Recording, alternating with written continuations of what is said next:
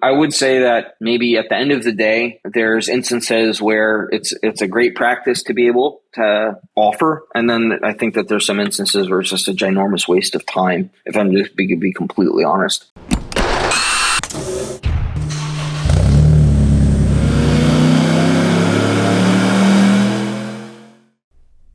On this episode of Tuned In, we've got Joel joining us from Racespec Online. Joel is a longtime friend of High Performance Academy, and we've been following him, particularly on his Instagram, for probably about as long as HPA's been in existence. And Joel has been an inspiration to me personally. Looking at all of the beautiful harnesses he creates on his Instagram profile has made me strive to improve my skill set when it comes to automotive wiring. And I know that he's inspired just as many other people out there as well. In this particular interview, we dive deep into Joel's background, how he actually got started in the automotive wiring industry, and you may be pleasantly surprised to find that he actually doesn't have a formal education in automotive electronics or anything of that nature. He is largely self-taught, which in our experience at least seems pretty common in the professional motorsport wiring industry. We'll also talk about some of the terms that we hear thrown around so often in the automotive world, such as Milspec. We'll find out what that actually means and why maybe it's not quite as relevant as most people seem to think, even if it does make for a great hashtag. We'll also dive into that hotly debated topic, soldering versus crimping. Every time this comes up, we get bombarded with lovers of solder telling us why solder is absolutely fine for a race application. Joel builds wiring harnesses for some of the fastest and most powerful cars all around the world, and for him, reliability is critical. This is also absolutely key to his success and his reputation. So he knows a thing or two about what to use and what not to use. Before we jump into our interview though, I just wanted to talk a little bit about an Instagram that is relevant to today's topic. This is the Autosport Bulkhead connector, and we'll often see these used at the bulkhead or firewall connection of the wiring harness. Now, there's a variety of advantages to using Autosport connectors. Key among them there is the reliability of the connection, but one that is quite often overlooked is that it can actually also give a race team a bit of an advantage in terms of speed when it comes to replacing an engine. Now, obviously, we'd like to think that engine failures aren't going to happen, but let's be honest, it is motorsport and sometimes the worst occurs. Generally, it's also going to happen at a time where there isn't a lot of spare time to get things swapped over and fit a new engine. And in this case, the Autosport connector allows the entire wiring harness to stay attached to the engine. A simple half twist at that bulkhead connector and the entire wiring harness can be removed with the engine. Now, teams operating at this level will typically have a spare engine with a spare harness already attached to it. This means that the team simply need to refit the engine. The wiring harness gets mated up to that bulkhead connector, half twist, and we're back to running. This might all seem like overkill at the enthusiast or club level of competition, and let's be honest, it probably is. But when we're talking about professional motorsport, where teams are spending hundreds of thousands of dollars on cars, not to mention the cost of actually getting to events and competing, reliability is key, and making quick repairs or engine swaps like this can make the difference between getting on the podium and not making it to the start line. Now, if you do want to learn more about motorsport wiring, we've actually got a range of courses available, and this will fast track your learning, much like we talked to Joel about today. If there was a resource like we're now offering available when Joel got started, he would have probably got to where he's got to now much quicker. Specifically, we've got our wiring fundamentals course, we've got our practical club level wiring course, and our practical professional motorsport wiring courses are available depending on exactly what level you want to be working at. And as a listener to the podcast, you can use the coupon code podcast75, and that will give you $75 off the purchase of your very first HPA course. We'll leave a link in the description to those courses. All right, let's get into our interview now. All right, welcome to the podcast, Joel. Thanks for joining us today. You're an account on Instagram that I've been following for probably around the last 10 years. Certainly, it inspired me to raise my game with my wiring, and I think you're an inspiration to a lot of other people out there. Can we start by just getting a kind of an overview of your history and how you got into motorsport wiring? Yeah, sure. Thanks for having me. It's kind of a story I've told a couple times in the past, but I can give a brief synopsis of it. I had a previous shop, ran into some unfortunate circumstances there with a hurricane. And there's a period of time where I couldn't get to the shop. It was under, National Guard order, closed off. And all that I was able to get out of the shop before the evacuation was wiring supplies, really. And at the time, it was nowhere near the type of work that I'm doing now. But that kind of rolled in for about a week and a half, 2 weeks or so. I was just kind of one thing led to another, trying to just make what I could when I could. And poof, years later, and here we are. I was still building engines and gearboxes and things like that, but electronics and wiring was always, I don't know, I'd probably say we could both kind of summarize it as maybe a little bit of black smoke around it. There weren't a ton of people, especially as guys like you and I, same age bracket coming up. There wasn't as much information on the internet as there is, for instance, right now. There wasn't like inspiration points for people, or somebody like, man, look at that. I remember like building first wiring harness, like, where the hell do I get these contacts from? Or, who makes this? Every connector at that point in time was made by Sumitomo. There was no other manufacturer in the world to me. And you learn as you go, pretty much. So did your original shop, before you really split off and focused on 100% with racespec with wiring, sure, you were an all-service general performance workshop doing engine work and everything else that goes along with it. Is that what I'm sort of hearing from you? Yeah, that's a fair summary. Okay. It was, I opened, I think, in like 2007, fairly busy, did a lot of, drag racing, street cars, Hondas, Nissans, whatever. And, and general service, I guess, would be fair point. Some race prep, some engine assembly, some full car builds, whatever needed to go in there. A lot of turbo kits, clutches, blah, blah, blah. So coming up to that point, what's your sort of background, or is there any formal training that's gone on? And let's more sort of focus maybe on the wiring side, because that's our podcast topic for here. Yeah. Is there any sort of formal background training that you did in terms of automotive wiring, or is this all entirely self-taught? If I'm going to be honest, it's entirely self-taught and kind of a passion for learning and trying to excel. I think a point to make is conversation I had with one of my buddies the other day was, this aftermarket automotive, one of the greatest advantages to it, and also one of the scariest parts of it, is there is no barrier to entry. Anybody with some money behind them can, especially nowadays with Instagram and Facebook, and you can boost ads and you make yourself look like you're a multi-million-dollar company and you're working out of grandma's basement in your drawers at night. So for me, I've always found it to be, wanted to excel, be really, really, really good at one thing. Didn't want to be a jack of all. I really wanted to focus. And, there is training out there now. I mean, you guys have got a course. I've consulted on another course in the past, and that's amazing. I think it's great. I don't find it to be negatively impacting to this business that we're all in. I think from my perspective, because when we first founded High Performance Academy, it was solely on tuning, and then we grew into the other areas that we now cover. And back at the time, I was still running my tuning workshop, and we had people say to us, "What are you doing? You're crazy. You're going to be taking business away from yourselves." And Sure. we actually saw completely the opposite. And I think I'd be interested to get your perspective on this. I think a lot of people, and we'll focus on wiring here, want a professional motorsport harness built, and they look at some of the training available, and often like a portion will then take it upon themselves, but a lot of people will also realize, hey, look, this is a lot more to this than I thought.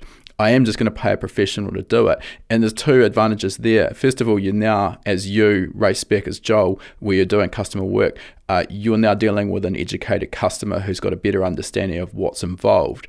And from the customer's perspective, they actually now have a better understanding of the time and the materials that go into making one of these harnesses.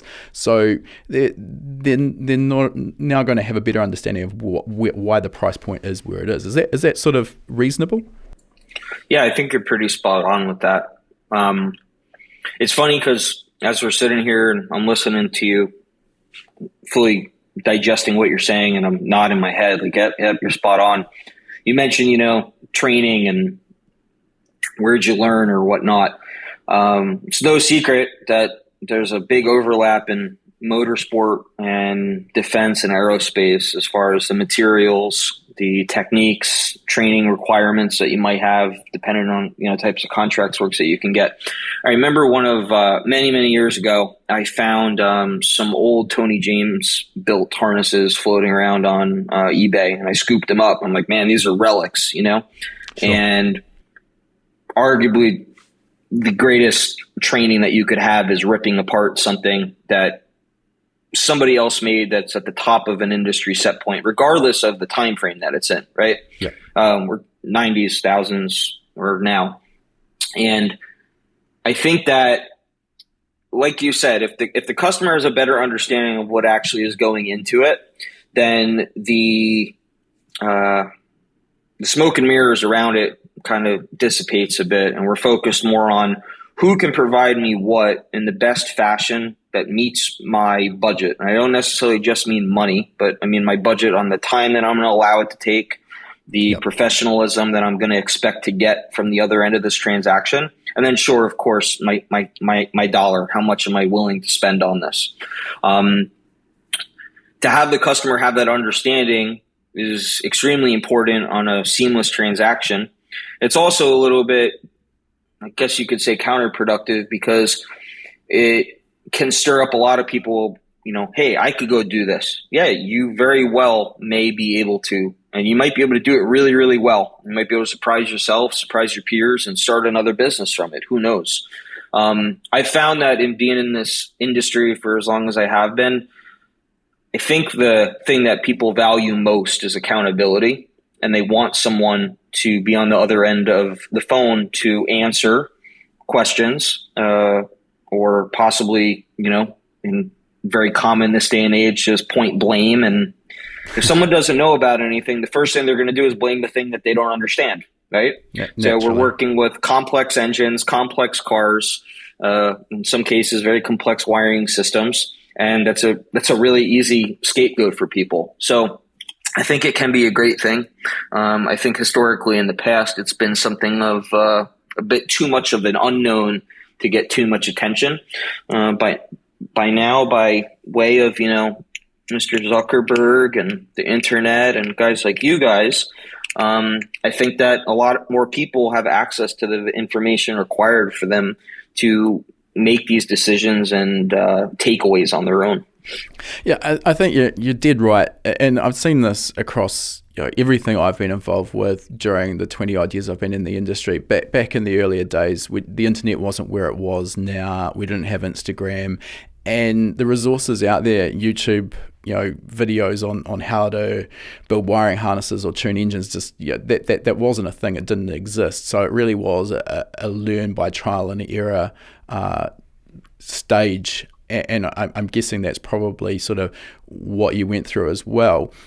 You're interesting, that point you made about reverse engineering basically a harness that had been made to the right level and kind of figuring out what went into it and how it was constructed. That's a really powerful way of learning.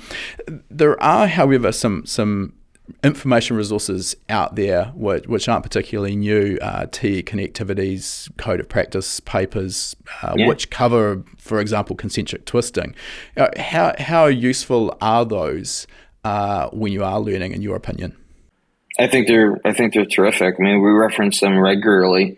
So you've got, your NASA standards, which is there's a lot of good stuff in there if you get down to like the nitty gritty of it. There's also a lot of things that people want to hold on to very specific technical reasons for doing things in one segment or one market that, yes, makes sense in that end, but doesn't make sense in what we're doing, right? So, you know, we talk about this Milspec wiring. Okay, cool. Milspec wiring. I've very seldomly seen a electrical harness on a motorsport application that would actually meet or exceed a mil standard. I think from my perspective, that term, and we're really careful with how we use it in our course and how we explain it, but it's gone from what it was supposed to be, which is literally a military specification, to now a buzzword that I hear thrown around way too frequently by people who really don't have a full comprehension of what a military specification is. So maybe you could talk to that a little bit. What is a proper Milspec harness by the letter of the specification? Yeah, well, I mean, so oddly enough, that's where the company name of racespec came from. I couldn't, in good conscience, be like, oh, I make Milspec wiring. I did not. I do not. I mean, maybe we do. To summarize back, though, for anybody who maybe doesn't have, I'm making a mental note, but just to summarize back for a second, for anybody that didn't have that other information that we were talking about. So, you know, you've got the NASA standards. There's also the NavAir stuff. There's the TECOPs, which are amazing. And they're directly available on TE's site. You just have to do a little bit of digging. It's white sheet, so, you know, it's only as helpful to you as the textbook would have been in school, which for me was never really that helpful. And then, you know, on top of it, you've got your IPC and WHMA 620, and there's some other standards that guys want to get behind them. I think it's great. But again, you have to kind of pick and choose what you're really going to focus on there. And in my opinion, when you're adapting techniques to use in a completely different type of marketplace, I think it can be a little bit dangerous, especially when you get, you know, internet and trolls and all that techie stuff involved. People want to just grasp onto stuff that they may or may not understand. It's like, oh, that's a big word. I'm going to run with that. And then, you know, you'll get a guy, for instance, that maybe reads the NASA book and reads some really good documentation that they have there regarding solder. And now all of a sudden he is solder's new poster child and nobody is going to break him.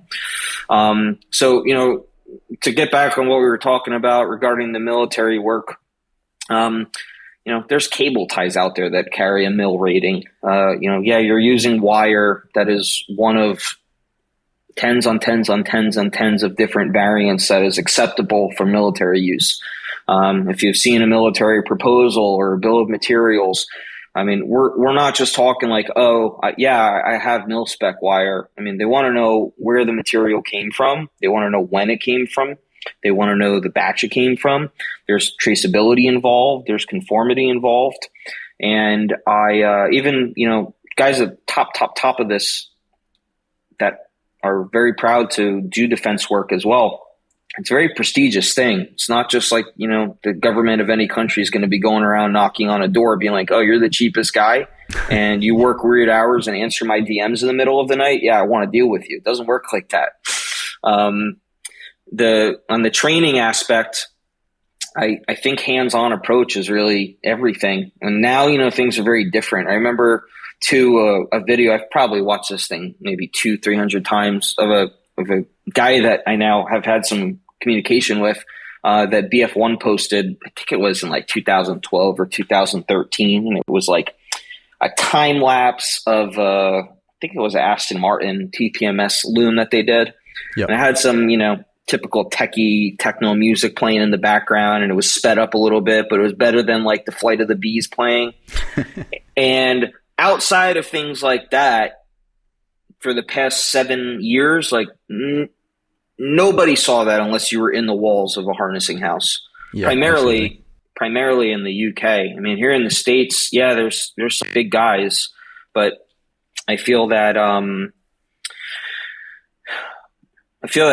it's just invaluable. And now, you know, reach of the internet, what you're able to achieve, how quickly you can find, for instance, a codes of practice from TE compared to 10 years ago where you'd be having to call many, many, many times to get any of that released. It's really neat. I think it's encouraging too to people up and coming, because there's way more work out there than I think many of us are able to fulfill at the time. Yeah, there's no doubt it's becoming easier and easier to get access to that information and to learn, which is multiplying the number of people we're seeing now working at this level, which is great. As you say, there's a huge amount of work out there, so plenty of room in the market. Just coming back to the military specifications, so I think we've kind of got a good understanding now from what you've said of that, but essentially paraphrasing what you're saying here is that while yes, there is a military specification, when it comes to building wiring harnesses for an automotive application, even at the highest levels of race car construction, we don't need to be working to the absolute letter of the intent with the military specification. Is that sort of reasonable to say? I'd hold that place an argument on it for sure. I think is because you're taking one application, you're using a set of standards, and primarily the most important aspect of the standards is the material specifications that we're working with, right? Yeah. So we're using like Raychem DR25, cool. So these are resistant, benchmark in many, many, many different sectors. We're using that. Most guys use a non-temperature selectable heat gun and scorch the hell out of the tubing while they're shrinking it. So at that point, you're no longer within the guidelines of producing a quote-unquote Milspec harness. You're doing something completely different. Utilizing the material does not equate to a finished product that can carry that same terminology. And I joked about with it before when we came up with the name for the company. It was intentional. It was like, I don't want to falsely be out there like a charlatan, like, hey, look what I'm doing. Like, you're not doing that. So stop saying it. It's dangerous. So I think that you're spot on there. So I think what you've just mentioned there is probably easy to overlook. The Milspec, it's more than just the materials you're using. It's also the construction techniques and the tooling as well. So it's an entire all-encompassing aspect. So I think, again, if you're not doing military defense work and you don't need to do it, I mean, it probably many aspects was actually going to needlessly add to the time and cost of a harness, which otherwise would be absolutely more than sufficient for a race application. Hence racespec, which makes a lot of sense to me. Yeah, for sure. I also think it's really important too, though, to, so we deal with a very large, diverse group of customers. We have guys that we do one-off bespoke work and we never do anything like it ever again. And we have production orders in for thousands of pieces at the same time, the same bit. Regardless of whom we're dealing with and what they've done with us in the past, if it's repeat business, it's most important to identify what the needs of the project are. So if you're a club level guy and you're going out there and you're having fun on the weekends, you don't necessarily need to be budgeting for $500 mating connector sets on your firewall to fit the status quo of motorsport, Milspec, blah, blah, blah, and using an Autosport or Surrey connector, whatever. Where in the same breath is if you're campaigning a car that costs $200,000 and you've put another $200,000 into it and you want to, skate by with snakeskin fiberglass sleeving and like legitimate weather pack connectors. I'm not no blanket statement. You know what I mean? Black housing, green horrific seal. And that's what you think is a solid investment into your electrical and wiring system to complement the rest of the car. There's a huge breakaway there. So I think it's really important for people to understand what is required for what they're doing and then determine what way they want to get there. I mean, I'm not going to lie. It's really cool, all this stuff and the technology has been able to come from it. You look at, wiring composites and a lot of the wireless technology now. It's incredible.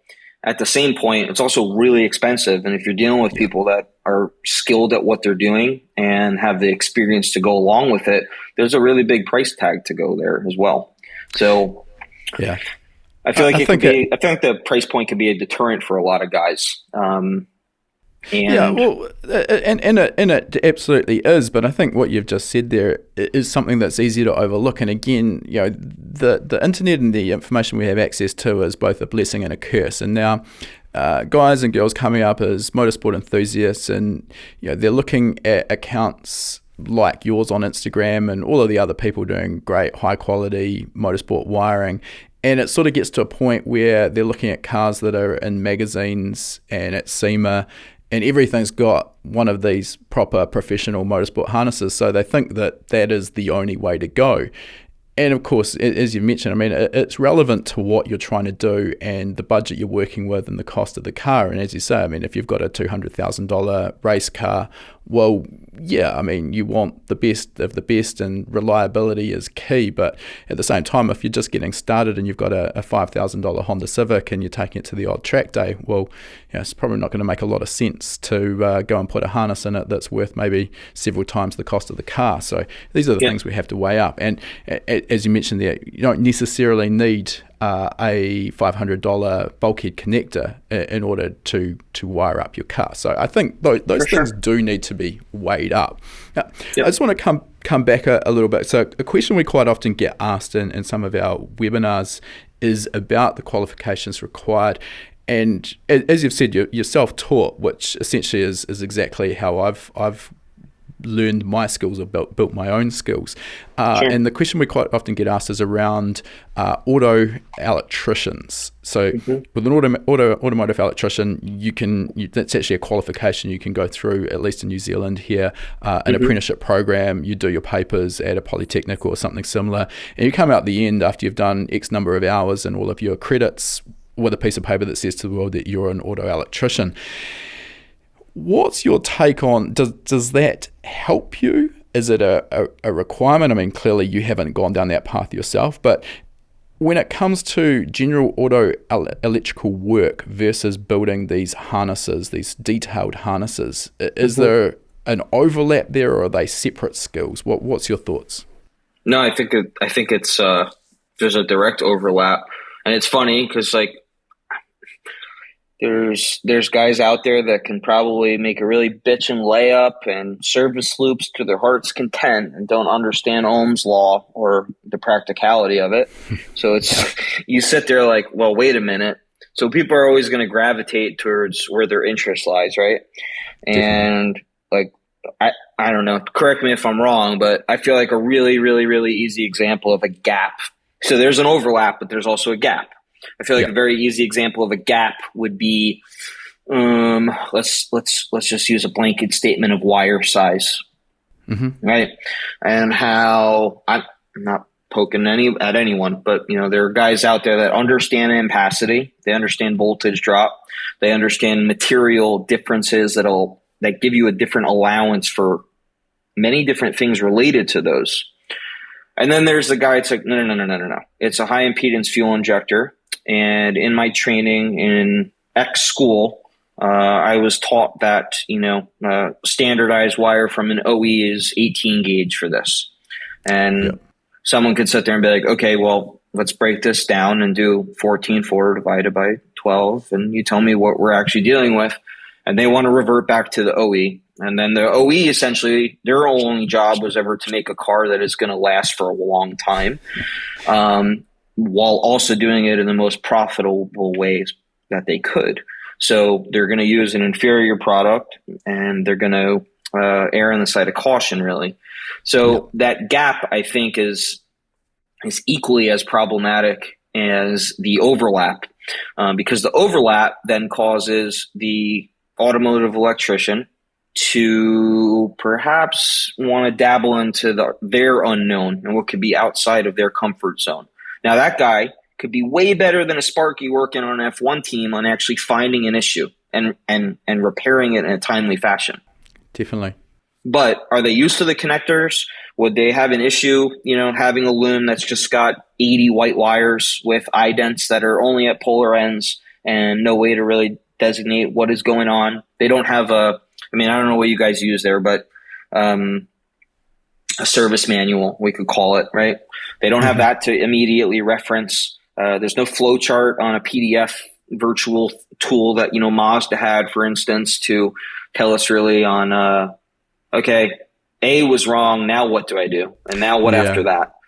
So the basic principles, I think, are incredibly important to the foundation of any of this. And you have to crawl before you walk, before you sprint type scenario.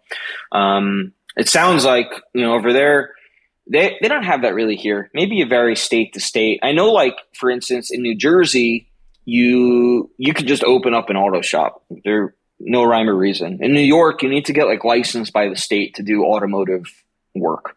Body shops are different, but I think that it's important for there to be some sort of accreditation, because it shows that I agree. The person that you're dealing with, stuck with it. But in the same end, like, I didn't go to college. I know people who went to college that I can't even hold a conversation with because, they're book smart, fine, but accreditation doesn't necessarily define a person's success too.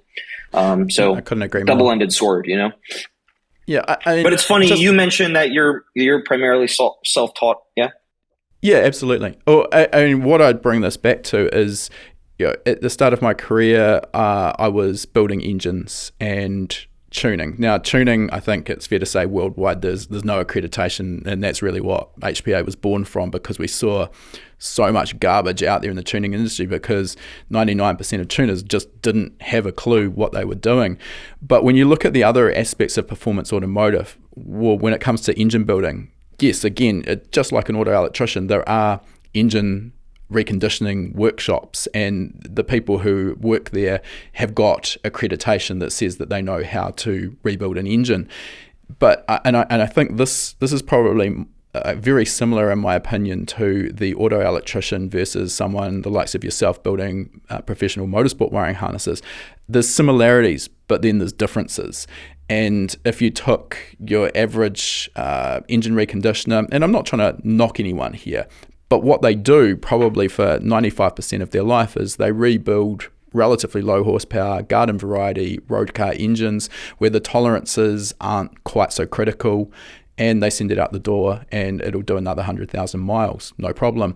But if you try and apply that same logic to building, taking a 300 horsepower engine and modifying it to make 1200 horsepower, well, things are very different. The components we require are different, and the clearances, tolerances we're working with also are very different. I see exactly that same crossover between the auto electrician and then someone building wiring harnesses at your level.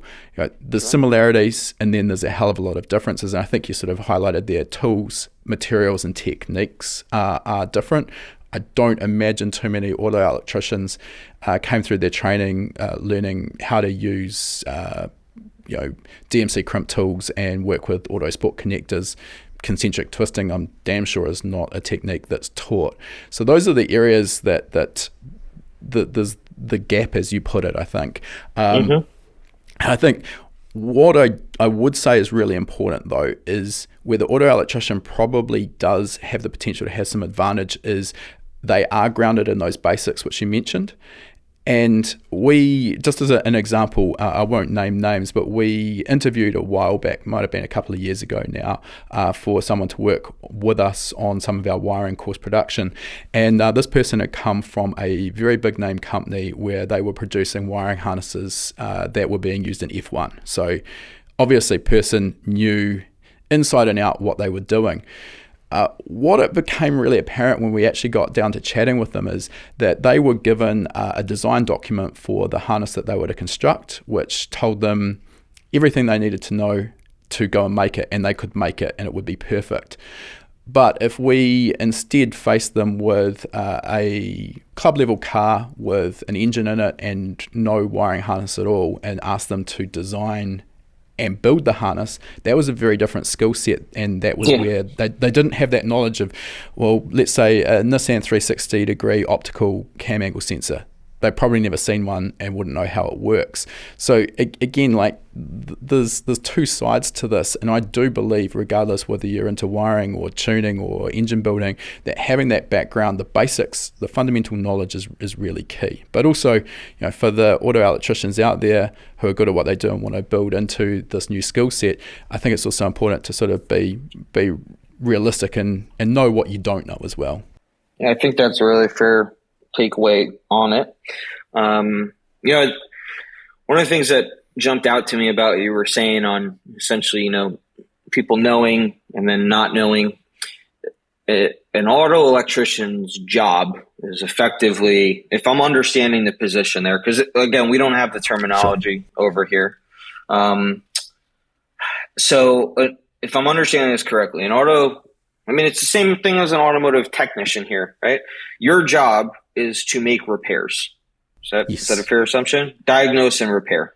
I think, things have probably changed as cars have become more technical. And again, I'm absolutely not trying to bag on auto electricians or auto technicians here, but I think it's also fair to say that probably the majority of the current day auto electrical work is actually on diagnostics and simply replacing parts, and a lot of that time is going to be spent on an OE level scan tool. So their diagnostic skill set is exceptional, but probably getting a little bit deep down that rabbit hole. But that's my sort of take on things. Okay, well, for the record, I'm not taking jabs either because I have a lot of customers down in New Zealand and Australia, and I don't want them mad at me. If an electrician, their job in an automotive instance, like if an OE makes a car and an automotive electrician's job is in place to what? It's to service the car. Okay. So we're talking about diagnose, potentially repair. Okay. Yeah. When we design and build a loom, our job is to make sure that there never needs to be a diagnosis done, that this will just last. It will outlast the engine. It will outlast the chassis. It will outlast the car. Now, things like, flying connecting rods, window out of blocks and all those, that always seems to get in the way quite quickly. But there's a different path that either of these positions could go. So you have someone whose job, like you just said, they can build to the top level. Can they design to go along with that? Could they design to hold the candle to that? There's a huge gap there as well. In my opinion, working on this stuff, we take a lot of pride in our documentation. We supply all of it at completion to our customer. There's no hiding anything there. It's evidently been, I don't want to use the term ripped off because you can't really knock off a format, but it's been taken as well. And repeatability is extremely important here. We build to a 1/4 inch tolerance, and whether that means that, we have a chicken sketch drawing because the project just did not allow for the budget of man hours and time to design a fancy Visio drawing. And, it's literally just pen to paper, got some stuff, or it's one of our really good clients that literally sent us a picture of a bar napkin one night of what they needed. We're going to build right off of that. It's very important on our end for repeatability, whether that means that we're building hundreds of them or whether that means that we built it and 6 years later, car caught fire, right? Customer crashed and there's a fuel fire and it burnt half the harness and we've got to replace a portion of the car's loom, that we could go back, pull their original hard file, pull their digital file off a computer as well, look at a bill of materials, look at a drawing, and replicate that exact piece for them. Yeah. So the design end, arguably, in my opinion, is way more important than the skill set end, because the skill set end should only really be derived from how much you know about why you're designing something the way that you are and why you're using the material that you are. So, a really easy example to that for me, at least, is fuel systems, right? We get calls all the time about, can I put DR25 into my fuel tank? No. I mean, you can, you shouldn't. Well, what else is there? There's a ton of other tubing. Off the top of my head, RW200. Well, what is that? Well, just because you didn't see a hashtag for it doesn't mean it doesn't exist. And it's there and it serves a purpose. So again, understanding why you're doing something is way different than copycat, carbon copy, whatever you want to call it, following the leader. There's a big difference there, which I find myself kind of looking at frequently because, a lot of our clientele too. So speaking on the company a little bit, so we do production work, private label, as well as public. We have some contractual work that, is completely off limits. We have bespoke work, which is these onesie twosies, really cool projects. They'd be like your highlight reel type deal. And then on top of it, we do material supply. So we service other harness houses. We service novice guys that are getting their feet wet. We service guys that moonlight building harnesses, and they do an awesome job as a side gig because their normal 9 to 5 is simply just too good of a job to walk away from. So I deal with these customers in this material supply end a lot, and we kind of have to get through the BS of people buying stuff that they think they need versus what they really need.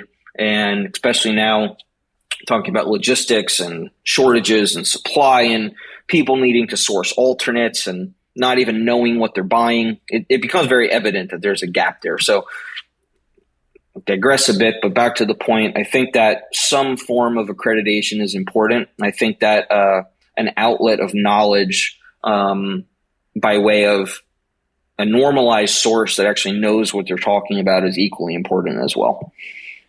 Yeah, I think the issue, and you've sort of touched on there, is a lot of people who are diving into this with no prior experience and are trying to become self-taught, and they're doing it from Instagram posts.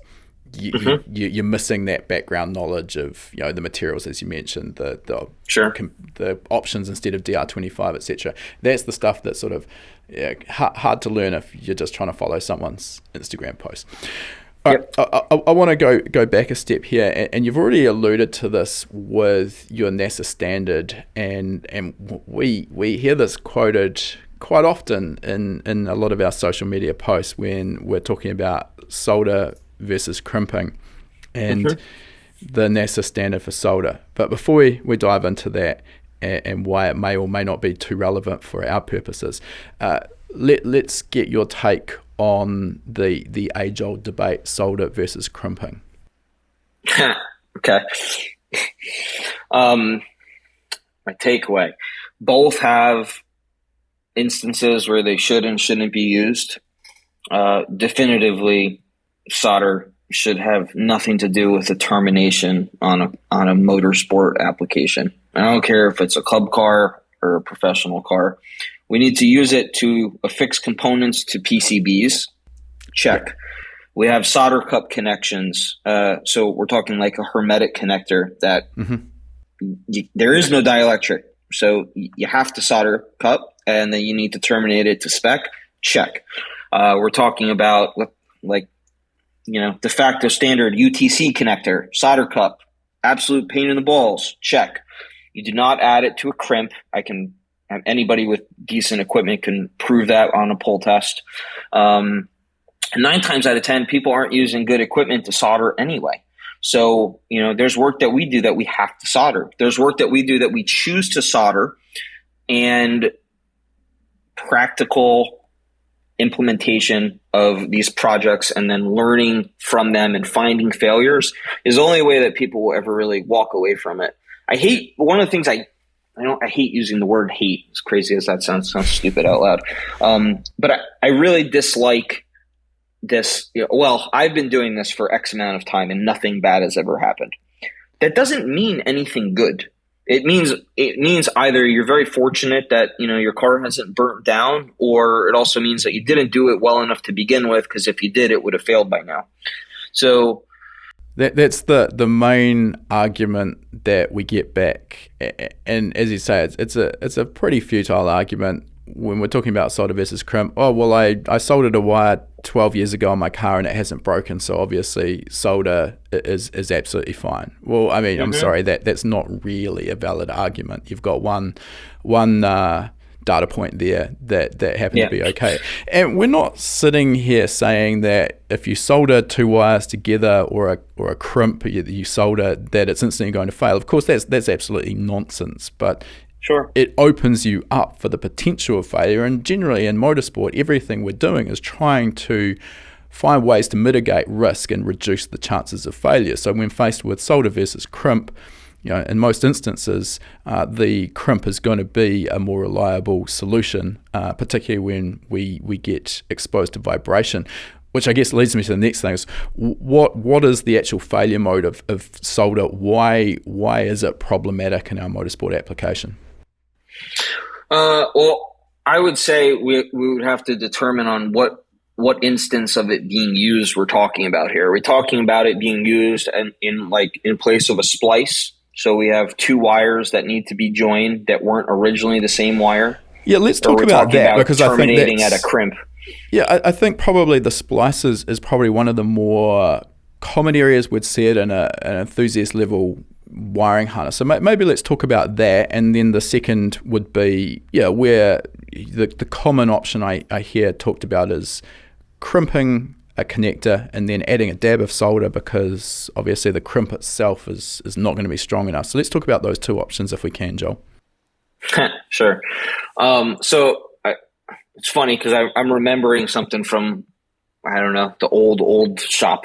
So we're 14 years ago maybe. I remember soldered something, couldn't figure out what was going on, and then ended up being apparent that two solder splices, extensions, if you will, that were next to each other, you get that nasty little wick out the side, and you're not paying enough attention with your single wall polyolefin, and it pokes through and you're not really noticing, and then it pokes through the next wire that's right next to it, and you've got a nice fat short there that's not evident and it's hard to track down. And then you get the guys that are like, well, I know how to do, a Western Union splice, and that would never happen if you did it right. I'm like, okay, cool. Splicing, crimping is superior to solder in any way, shape, or form that you want to have that argument, especially when it comes to, a tensile strength yield that you'll have out of it.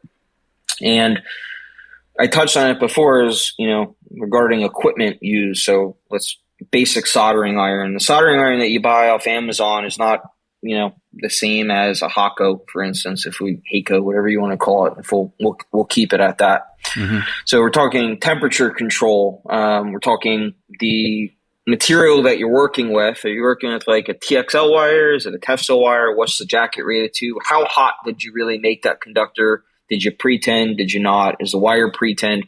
There's so many factors that are going to drop in there that it's an uncontrollable process, in my opinion, right? Yeah. So you've soldered, you know what it's like. Yeah. It's also not to say that you have to be able to be decent at it, especially if you're working in this niche, because there are instances where you have to use it. There are instances where you're building, an off-the-wall motorsport harness and it needs to terminate to X connector, that there's no terminal available to meet the wire size that was spec'd on a call sheet, and you have to get creative in how it's going to get terminated. And it's not just like, okay, it looks good. You have to test it and put it on some equipment and make sure that it's going to be able to get your peace of mind at night and not going to keep you up. As far as adding it to a crimp, I'm not going to lie, over the years, I've probably been tempted to as well. These terminals were never designed for that. So you're bringing in a completely separate component into a process that was designed by a fairly large company, one of many, that said, okay, this is how this is going to be made and this is how it's going to work. And you're essentially, by adding solder to that, saying, well, I know better. One would just say you don't. Is that fair? Yeah, I think my take on it is it probably stems from a lack of confidence, which is probably rightly so as well. But the other argument we hear just as often is, well, I soldered a wire 12 years ago and it didn't fail. The other one is, I've seen crimps fail. And sure. I mean, crimps can fail, but I think the problem why these people are seeing crimps fail is that they're not using the correct consumables and they're not using the correct crimp tooling. So exactly. At the more professional level, we're using proper tooling. It's calibrated for the application, and essentially you're creating a cold weld inside of that crimp, that completed crimp, and the individual conductor strands should fail before the wires will ever pull out of the crimp. So if you've got that and it's been done correctly, there's no need to add solder, and it's not adding any strength. In fact, we're only actually making the finished crimp worse. Yeah, I think that's a good take too. You mentioned proper tooling. Like, yeah, it's not just like, oh, I have a crimper. Yeah. Okay, we've got hundreds of crimpers. What was it designed for? Are you using it for the right terminal? Is it for that terminal, but for that wire size, using it on the right nest size? There's a lot of factors that roll into it. I like what you said about, people using it in instances of lack of confidence. Maybe they just know that, hey, this wasn't the tool for the job, but I'm doing it. I can tell you though that, you don't take, you mentioned Daniels before, benchmark company, you've got a ton of tools from them. You don't come across just random failures when you're using calibrated equipment, or quality equipment. And I think part of the appeal with aftermarket anything, whether it's automotive or marine or power sports, is that you can always get it done for really, really, really cheap if you want to. And you go on Amazon and you buy, a iWis crimper, doesn't hold a candle to a Daniels, whatever that Jeffy tools, Milspec tools, whatever, doesn't hold a candle as well. And there's reason behind it. It's not just like, oh, we slapped this on it. It's funny because people will question that, and then they'll want to go. They're hungry. They want to go to dinner, and they'll go to McDonald's or they'll go to a steakhouse and spend $40 on a steak. They don't question why that steak costs more. They're just like, hey, I'm happy to do that. That's what I want. And when it comes back to, I guess, finding a cheaper way around things, people get very imaginative with what they're okay with. And I think it's all just about understanding the risk versus reward, and it can be a little bit difficult to stomach, particularly for the average enthusiast who maybe wants to just build one harness. I mean, the reality of that, if you want to build a professional harness using Autosport connectors and you're only doing one of them, it's possibly almost cheaper in the end to pay someone to do the job properly rather than go out and buy all of the individual crimp tools and positioners, etc., that you may need for a particular harness. So you do need to weigh that up. But I mean, sure. What also is the point in a $500 Autosport connector set and then crimping it with some $20 Amazon special crimp tool that's going to inherently create a reliability problem in a connector that is as expensive as it is to try and avoid reliability problems? I mean, it makes no sense to me, but we do see that. No, I agree with you on it. And I think a big portion of it touches back on what I mentioned in the beginning of our chat, which was accountability, right? It's very different to be pissed off at yourself than to have a client who's paid you a fair sum of money questioning why something failed. They got a DNF at a race and they're out, thousands of dollars from trying to get to a race for a weekend. Yeah. And if a hobbyist guy or gal can say, well, I knew I took the cheap way out and it only cost me a couple $100 to get here and I had fun, then they've justified their move on their end, and that's fine. Yeah. It's a polar difference to see this stuff and get okay at it and then be like, yeah, I could do this on the side and earn money, to having an actual business based around it and being able to offer customers peace of mind, value, and expertise. So I think that, at the end of the day, some people, there are guys out there too, though, that they love tools. It's like, the Snap-on truck. Oh, it's yeah. like you can't look away from it. It's just, it's a magnet. Yeah. There's some guys out there that no problem. I got to buy this tool to do this thing once. Awesome. I mean, I'm a victim of that myself. But there's also a big desire for people wishing that it wasn't that way with us. And, you mentioned like Daniels. We've recently done some more in-depth work with them on a company-to-company basis with some product. And even I'm sitting there and I had no idea some of this stuff was shelf part for them. Catalog. It's not just like, oh, I have a blue Daniels crimper. Like, okay, very cool.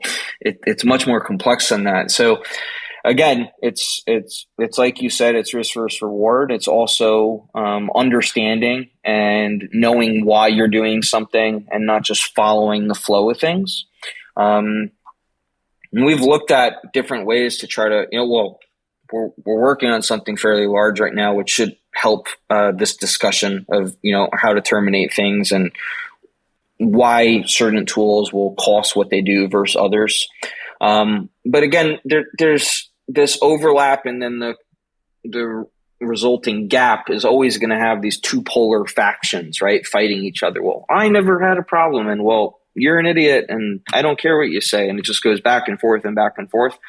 And I think that as this market sector grows, and it probably is, it's definitely a sliver of aftermarket automotive as a whole, but you see things branch off, right? And you see companies pop up that cater to one polar end of the spectrum versus the other. Sure. And finding people that are, there's a market for everybody. Everybody wants to get in there. You'll look at, we focus on making a very high quality product to the point that when we private label, some of the clients that we have choose to advertise that we're building their harnesses for them because we've put so much work into creating a good reputation for our product. And there are other guys out there who just have simply maybe they're better at business. I don't know, but it's a volume mentality where they're aware that it's not the same product. And guys that people that I'm talking about, like, we're buddies, and I'm thinking about them in my head. I'm just not going to say names. Yeah. But it's just a different approach. And it doesn't mean that I'm better than them. And it doesn't mean that they're better than me. It just means that we identified two different paths. There was a demand on either end of it. It's scary though, because, you're talking about cars, talking about a lot of horsepower, talking about safety concerns. At the end of the day, it's like there's livelihood involved in it. We're all kind of maniacs in our own regard.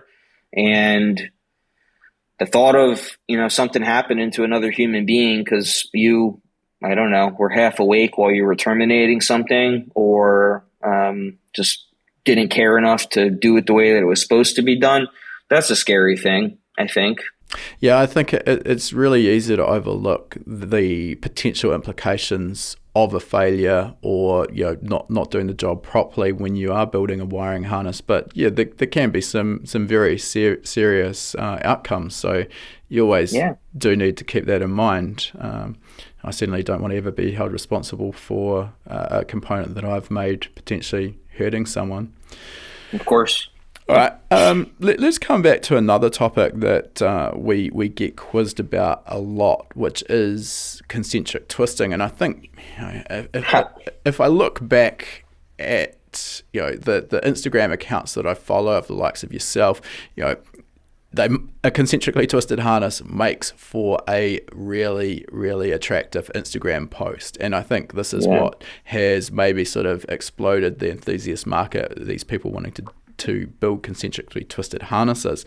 We also get a lot of people debating that it's pointless, there's no advantage. So first of all, what is a concentrically twisted harness? And secondly, what are the advantages of doing that? Yeah, sure. So it's not magic. It's what's your guys' phrase? It's science. Not magic. It's science. Yeah. It's math. I mean, it's geometry. It's nothing crazy. It's actually very simple to do. Like, you can grab 7 of anything that is cylindrical and just twist them in unison in one direction, and they will automatically fall into line. You could do that with extension cords. You could do that with 30 gauge tefzel wire. Doesn't matter. So it's a technique that's used. Yes, they talk about it in some of the, NASA standards that we've mentioned. And yes, there are guys that think that is the definition to it's the same people that call their wiring a Milspec harness, but they think that that's the defining factor. There are huge harnessing suppliers that intentionally do not concentrically twist their harnesses for pretty solid reasons. But essentially it's a practice in which you build a core. So we use a basic example of 7, right? So you have your core and you wrap 6 around it. And now you've got a bundle of 7 wires. And now your next layer is going to take 6 more than your previous layer. So you're going to add 12 more to that. And you'll go on and go on and go on. And this can work with single, 2-pair, 3-try, quad, and so on and so forth. There's legitimately a chart on there that looks like it was, printed in 1989 or something, that you probably know exactly what I'm talking about too, that you can follow line by line, and you will get a really bitch and insta-spec #worthy harness. Now, there is this inherent, okay, is it worth it? Definitely makes for a more compact finished product, definitely makes for a more flexible finished product, both of which are really important to the items that we produce at racespec. Yep.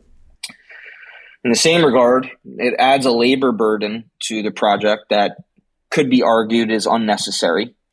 Depending on the size and type of wire that you're working with, it can actually be counterproductive in the sense that if you're not well versed in it and you think that everything is just as, white papers say, you may just feel the need to add a shit ton of filler wire to it, at which point you're just increasing size and weight. And then, the conversation of weight comes in. Yes, at top tier, we're talking grams will matter. And then you get a guy with a 3,000 horsepower drag car is like, LOL, I'm adding weight to the front of my car. I need that. Yeah. But it factors in. So yeah, it's super aesthetically pleasing to do. I can tell you that there's nothing worse than, seeing a drawing that calls for a long run, 8 to 10 feet, and knowing that needs to be twisted. Like, it's not a fun time. Can we get through it? Do we have tricks? Sure. Is there machines that do it for you? No. And can you make something to use with a drill? Not really. No. There's some cool stuff in an old TCOP that they don't even have any record of, but it's in one of their figures. They're like these bobbins. They kind of reminiscent of like an inverted 2 Frisbees against each other. And their theory is that, so you'll get your bill of materials, you'll get your cut list, right? Yep. And then you're going to go cut your wire and then wrap it around these bobbins. So you're working with a 79 pin Autosport. So you're going to go do this. Let's just say there's no splices. You need to do this 79 times before you even terminate. It's not practical. Like, it doesn't, it's not a thing. So depending on who we're building for and what the call out is, we'll often do a layup or, twist it out. There's some cheats and some tricks that you can have with it. I would say that maybe at the end of the day, there's instances where it's a great practice to be able to offer, and then I think that there's some instances where it's just a ginormous waste of time. If I'm just be completely honest. Yeah, I don't think you can really paint anything in black and white in the motorsport industry and say this is the way we must do it. And there's a couple of things I'll just take out of what you've said there. So I don't know if this is specifically the company you're referring to, but a couple of years back, we visited Renvale in the UK. We were over there. And Renvale, I think, produced the wiring harnesses for every F1 car except maybe Williams, I think. And yeah, there's a few exceptions. Okay. So, you've got a company here working at the absolute highest level where money literally isn't an object. And for the F1 harnesses, they're using a parallel twist, not concentrically twisted. My assumption there is possibly that twofold. One is that there is a weight saving by doing so. By virtue of the design, even if you take filler wire out of the equation, the twist results in more material being used. So a concentrically twisted harness will, by virtue of its design, weigh more than something that's parallel twist. But also, the F1 harnesses, a large portion of those are so well supported that a concentrically twisted harness maybe is not as justifiable. So that's one aspect that I wanted to mention. And then just coming back to the filler wire. So for those that aren't aware, and you kind of alluded to it, there's a defined number of wires for each new layer, you're going to step up by 6 wires, assuming you're using the same conductor size. So you can't just get to a layer and have any number. It's just not going to work like that. So if you haven't done your calculations right, you can get to the situation where you find that you actually have to add filler wire that's literally just ballast that's along for the ride. That's what you're getting at. Yep. Yeah. Yeah. Sorry if I wasn't clear. There is, and you could do it that way. You can also, TE has, I think it's called SCF. Yeah, I'm pretty sure it's SCF, but it's like a filament. It's not a conductor. There's no copper in it, and we've ordered custom cable from TE, and they use it in there when you're ordering cable. It has a layup built into how the cable is designed and specified. So yeah, it's ballast, right? Now, I mean, there's been times that having that ballast there has completely saved your tail down the road on a repair that's got to get made. And all of a sudden I've got this extra wire that ran 10 feet. I can make use of this. Yeah. And then, the argument then becomes regarding weight. So there's software, hardware, for instance, that we'll use. There's legitimately a layup calculator built in. And if you spend the time with the software designing your harness, it will legitimately tell you what wire needs to go where in the bundle and on what layer. So in my opinion, the other side to it is that, we've got some tricks from doing this for so long. Like you could lay down for me the most horrific mess of gauge sizes and quantity counts and give me 200-300 wires, whatever. With enough pre-planning, we could get around it with 0 filler wire. There's no question on that. It will happen. Sure.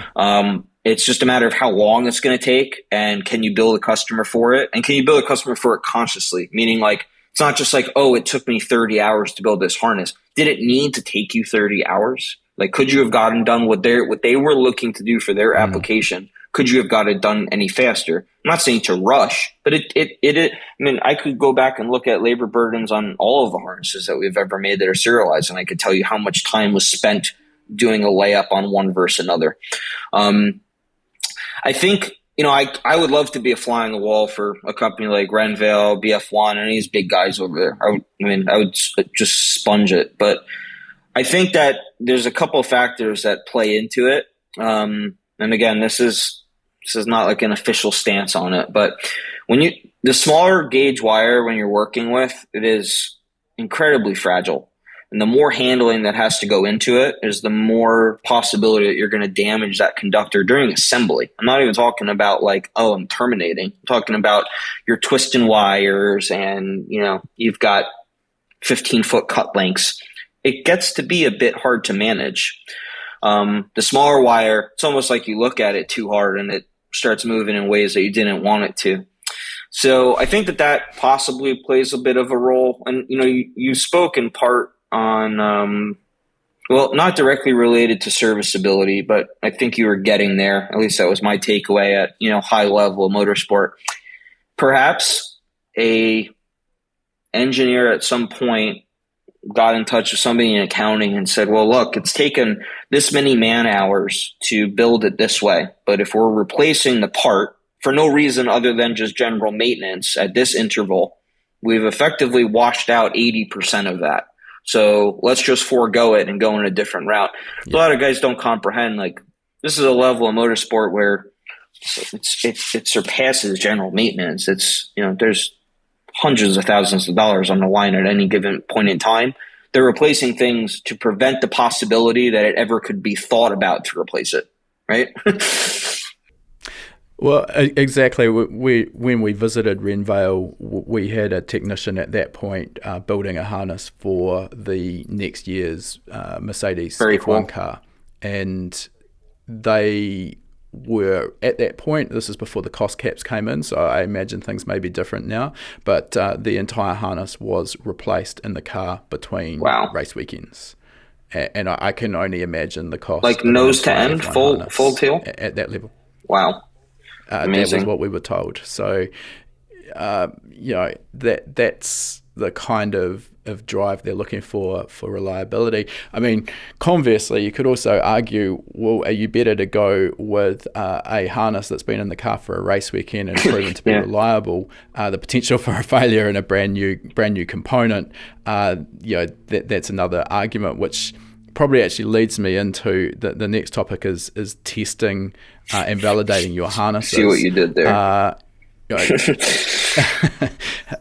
Just nicely segue across into that. So, when we're building harnesses, one of the things that we'll typically do is always, a continuity test, basically ensuring that did we actually put the right conductor, the right terminal in the right spot, particularly with some of these high-density Autosport connectors.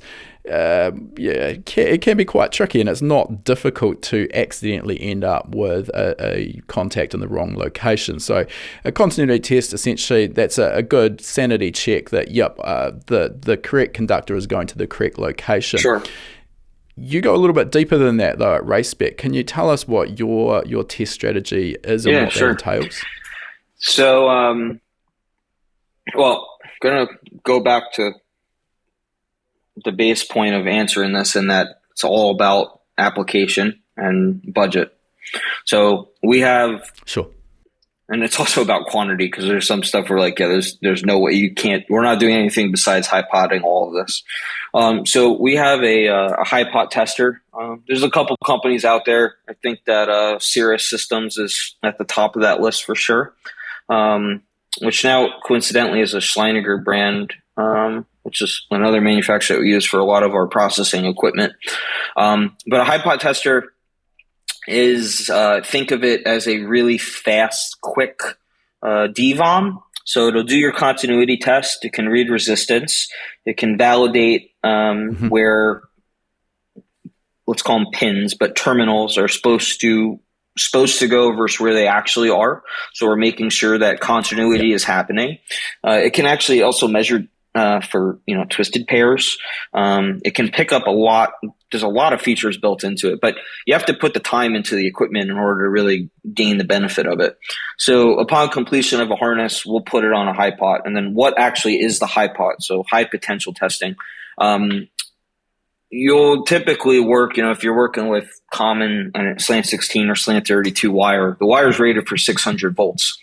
Your car doesn't run off a 600 volt supply, right? So but then we go back all the way to Ohm's law, right? So the concept is they're going to use very large amounts of voltage at very small amounts of current for very, very, very short amounts of time to allow for any potential to occur. So we're talking about arcing. I'm talking about, you mentioned like a high density Autosport. When I hear that, I have nightmares in my head of like Limo connectors, but like a size 14 shell 64 way, like that's a double density. It's quite tight. We're not saying that we're going to jump across two pins that are side by side, but if those pins are really fragile, and if they got bent up a little bit after a connector maybe wasn't capped after it was terminated, a high pot could pick that up even if that end was not physically mated to the receiving side.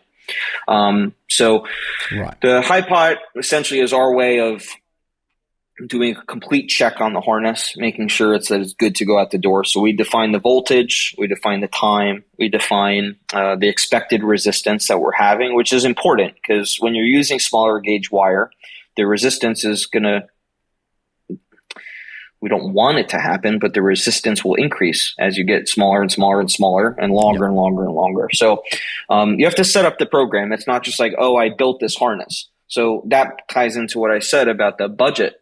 If we build a harness that takes, let's use a somewhat recent one, 90 hours, 90 billable man hours to build.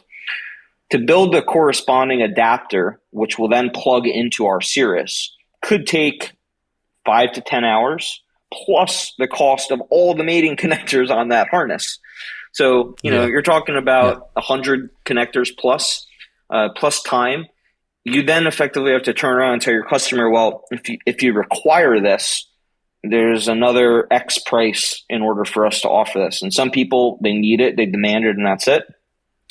There are instances where it's just it's cost prohibitive. It's not necessary. And we can get through it with like you mentioned before, pen and paper, systems check, pin to pin, each end, and just work through the entire thing. So I take it from that, the high pot testing really lends itself more to production runs as opposed to one-off harnesses, unless you do have that customer that absolutely demands it and is prepared to pay. And we've, crazy enough, we've had some larger customers that I anticipated in quoting the job that they were going to require a high pot test, and they waived it. They didn't want it. And on the production end, it's favorable for us to do that, right? Like almost if the quantity was high enough, I could consider like, well, let's just justify the cost to be absorbed on our end because it's allowing us to bang out work quicker. I guess it gives you the peace of mind as well. You absolutely know that the product is 100% when you ship it out, so you just don't need to be worried about it. Yeah, I mean, we literally drop a sheet in it confirming we define what's on each test report, but more often than not, it's the pin, it's the color, it's the function, where it started, where it's going, the resistance measured on it, the voltage that was tested across it, applied to it, if you will. It's definitely peace of mind. I mean, look, in working on cars at all, whether you're turning wrenches or building looms, mistakes happen, especially when, it's more of like a hobbyist thing and you're with your buddies, or you guys call them mates, and drinking, just having some fun and working. Did somebody tighten this? Did you tighten that? Did you put oil in it? Mistakes happen all the time. We've always maintained here that, mistakes happen, and that's fine, but they need to be identified before the product ever leaves the bench. And I think that that's realistically what the most important thing is. So yeah, the high pot tester definitely gives me a lot of peace of mind. And it also gives staff a lot of peace of mind too, that they know it's been validated. And then it'll still go to QC and get checked for lengths and dimensions and full pin seating and things like that. But the machine has picked up things over the years, like crazy stuff, broken tine in a connector where the socket, you inserted it and you felt the click, but the second that it was mated into the tester's receptacle, the pin actually forced the contact back past the tine. The tine was, let me dumb it down for a second. The tine is call it a receiver in the connector that's physically holding the collar of the contact in place. Now, you could have had that on a bench and just poked it with your voltmeter, and you may have not noticed it, and it may not have ever been apparent until it was connected on the car, backed out, and all of a sudden a circuit didn't work. So it's proven its value many times over. It's a great piece of equipment, and it has this god awful Windows 95 ta-da sound when it passes. And you can change it, but we've never bothered to it because it's kind of just this like, oh my gosh, I'm ta-da, but it's an older piece of equipment for sure. But I mean, they're really great. It's kind of it. The other end is if we do one of these larger quantity hour projects, we'll sit down with it's an exhausting process. You put 90 hours into building something, and you got to spend 4 hours checking over what you did. Damn right you do. You have to. And we'll sit there and reprint out all the documentation. So like we'll design it, we'll print out the point to point, and then we build from that. And that gets logged as we're going. Tools get gauged and initialed, et cetera. But once it's done, if there's any errors in the documentation or any typos, that'll get marked up. And then we'll reprint, and then we'll redline the entire thing, point to point, every single splice, every single wire, every single connector, to the point that it leaves with as much confidence as something that simply connected 5 connectors in and out on the Cirrus. Yeah, hopefully people listening at this point have got maybe a bit more of an appreciation for what actually goes into the harnesses that you build, and obviously why there's a price tag that goes along with those that may not suit everyone's budget. Look, Joel, I think we'll move towards wrapping up now. And one of the questions we always like to ask is, obviously, given your experience now in the industry and the company you've built up and the reputation you've got, If you were to maybe talk to a younger version of yourself who wants to go down a similar path and get into the professional wiring industry, is there any advice you would give on how to maybe avoid some of the pitfalls you've gone through, or maybe fast track your learning? Sure. I'd probably have to say, don't step over dollars to pick up pennies, and try to maybe not easy street, but maybe just, you end up do it once, do it right, be done with it. And it's funny that you mentioned it, because, my previous company, I got an opportunity to do this exact thing with racespec. And when Chris and I grew the brand, it was a different approach for both of us. It wasn't, like perhaps, I know you and I have known each other for a year or so. HPA wasn't your first go at anything. And you come at things with a bit more clarity and an understanding on maybe things that you did wrong, or maybe things that you did under a different assumption. But like, silly thing, I have probably built 40 different workbenches over the years. And, now we've got these nice modular units that I used to look at and cringe, like, oh my God, I could make that. I'm not spending the money on that. It makes all the difference in the world. And I probably could have many more of them by now, in all that I've spent in lumber and wood screws over the years. Don't try to find the easy way out. Make yourself a nice work environment. The 5 P's, 6 P's if you want. Proper planning prevents piss poor performance. You want a clean area. Doesn't need to be, a multi-$1,000 list to set up, but you also shouldn't be working on the floor and taking pictures for Instagram with your toes exposed, trying to get business. You know what I mean? Is that too much to say? Yeah. I think that's totally reasonable. If you've got a well laid out workspace, somewhere you're comfortable and you can be proud of, with all of your tools at arm's length, I think it's pretty easy to understand that that's going to generally lead to a better finished product. Probably. Yeah, for sure. Well. It's on my wall is actually the first wiring bench that I kept from the flood, actually. But I bought some molding and I kind of made it look like it's framed on my wall. This thing was horrible. My power supply I'm looking at right now was like 2 1-inch holes at the top that I stuck those remote battery jumper posts, you know what I'm talking about? That was my power supply. I had a battery zip tied to the bottom of it. And that's what I would grab power from when I was testing stuff. Just, make it nice for yourself. Because if you enjoy what you're doing and you enjoy the space that you're in while you're doing it, your finished product's going to be better, right? And if you have the desire to be in that type of 100%. Environment, I think you're only doing yourself a courtesy as well as your customers if you are reselling anything. Absolutely. All right, last question for today, Joel. If people want to find out more or follow you, where can they do so? And obviously, you sell the consumables and the tooling as well. So, where can people go? So our website is racespeconline.com. We offer worldwide material sales at retail and wholesale levels. There's also enough just contact info on there and some highlights on some of our production services and whatnot. And on Instagram, it's just at racespec, RACESPEC. And we're based out of Suffern, New York. And we've got some cool stuff coming for next year, which we'll be sharing in due time. But happy to reach out, and thanks for the opportunity to chat with you.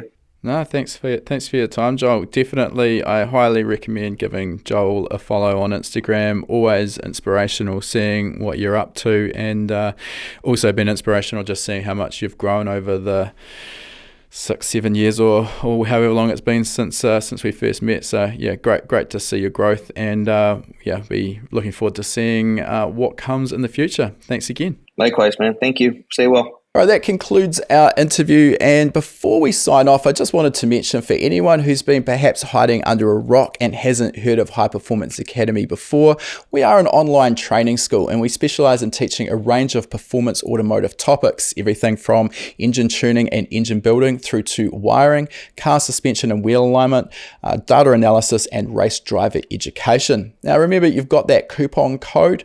You can use podcast75 at the checkout to get $75 off the purchase of your first course. You'll find our full course list at hpacademy.com/courses. Important to mention that when you purchase a course from us, that course is yours for life as well. It never expires. You can rewatch the course as many times as you like, whenever you like. The purchase of a course will also give you 3 months of access to our gold membership. That gives you access to our private members only forum, which is the perfect place to get answers to your specific questions. You'll also get access to our regular weekly members webinars, which is where we touch on a particular topic in the performance automotive realm. We dive into that topic for about an hour. If you can watch live, you can ask questions and get answers in real time. If the time zones don't work for you, that's fine too. You're going to get access as a gold member to our previous webinar archive. We've got close to 300 hours of existing content in that archive. It is an absolute goldmine. So remember that coupon code podcast75. Check out our course list at hpacademy.com/courses.